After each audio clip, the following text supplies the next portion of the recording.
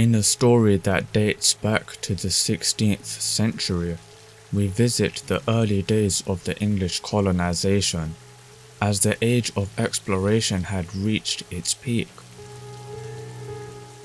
During the reign of Queen Elizabeth I, England was desperate to establish colonies in the New World, a strategic move that was undertaken in order to rival the Spanish dominance and to expand its empire further. To carry out her ambitions, she dispatched one of her most trusted and favored aides on a bold expedition to further England's domain. But what unfolded over the next half a decade was not the triumph the Queen quite imagined. It was the birth of a mystery, a tale that has long since been shrouded in a blend of allure and shock, a story widely known as the lost colony of Roanoke. Sir Walter Raleigh, a prominent English figure of the Elizabethan era. He was renowned as a soldier, poet, and most importantly, an explorer. It was through him that England's early attempts to colonize the New World would take place. He was trusted by the Queen as a reliable, intelligent man, and was knighted in 1585. This allowed him to become an advisor and a favorite of the Queen. There was no one more suitable for her mission to expand England's dominance. In the early 1580s, Raleigh was granted a charter to establish settlements in North America. He set out on his journey, something that was natural for such an esteemed explorer and adventurer. In 1584, they arrived at Roanoke Island, which is in modern-day North Carolina.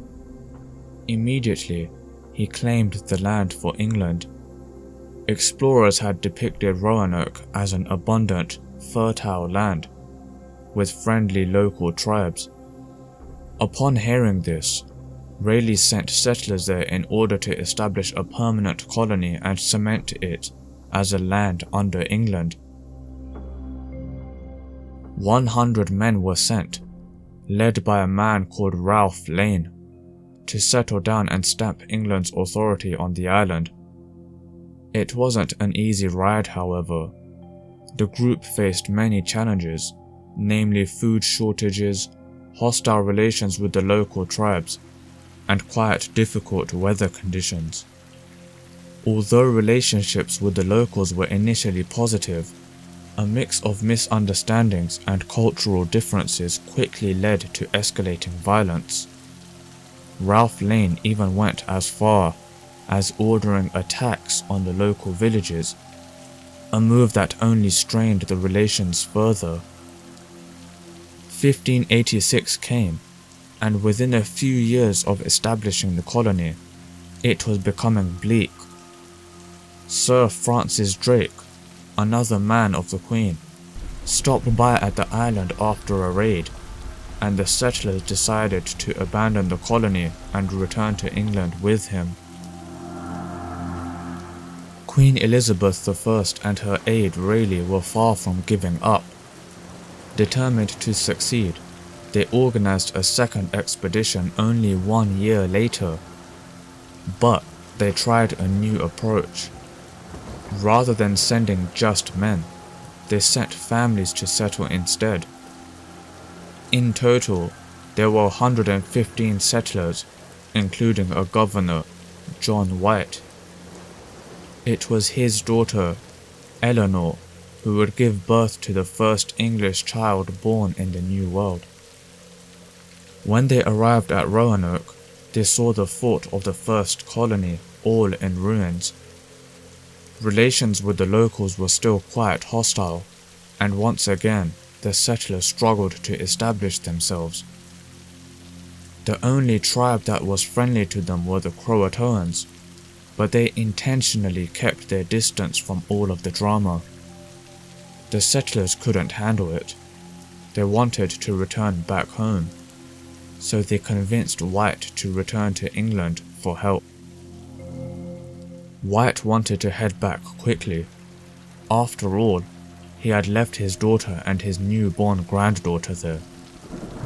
But due to the turbulent times, England was at war with Spain, and the Spanish Armada delayed his voyage to the island.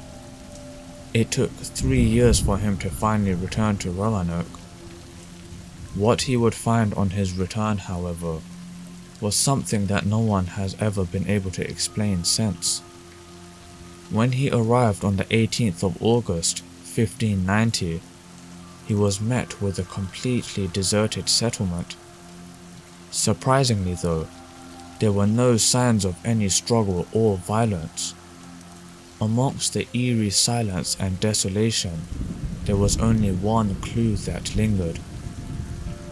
Carved into a post of the fort was the word Croatoan, along with the letters CRO carved in a tree nearby.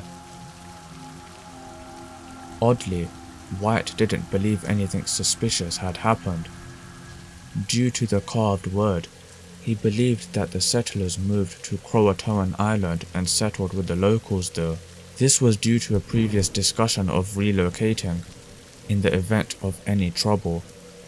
However, White himself was unable to ever verify this, as the rough seas, coupled with the bad weather, made it impossible for him to investigate further to confirm his beliefs. Instead, he decided to return to England, meaning that the fate of the lost colony was never discovered.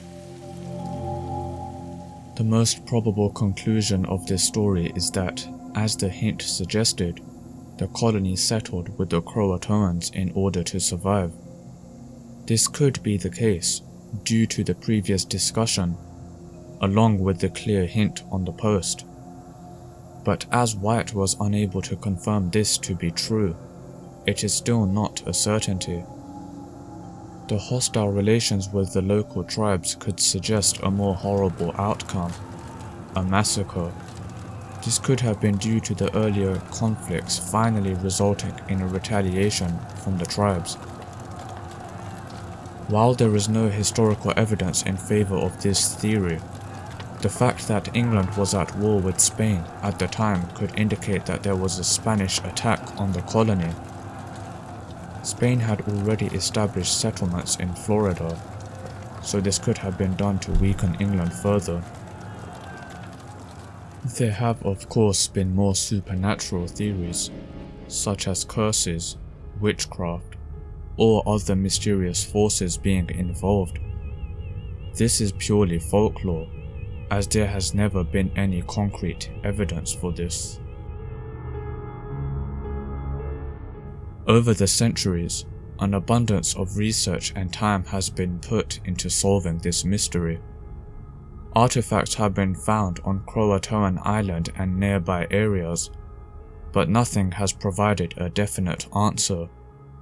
This legend has gone on to inspire books, films, and other forms of media, embedding its status in American folklore. Although modern discoveries such as a secret map drawn by John White have been made, no one is any closer to the truth of the colony. 115 people vanished without any hint of a trace, in a tale that has lived on for centuries. What are your opinions? How do you believe events unfolded? Share your thoughts with us, and thank you for watching Mystery.